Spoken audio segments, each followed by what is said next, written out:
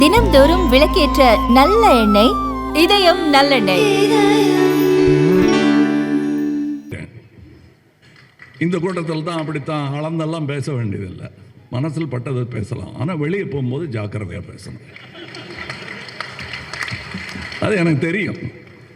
இங்கே என்னை அவர்கள் ஏன் கொண்டாடுகிறார்கள் என்றால், ஆகாரத்திற்காக மற்றவரின் மேல் என் குளத்தில் போட்ட குப்பையெல்லாம் நானும் சாப்பிட்டுட்டு தான் இருந்தேன். இன்னைக்கு என்னை பல பேர் சொல்லி கூப்பிடுறாங்க.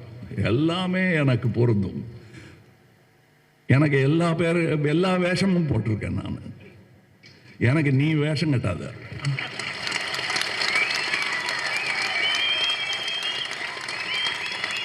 நான் வேஷம் கட்ட சொல்லி டைரக்டும் பண்ணிருக்கேன்.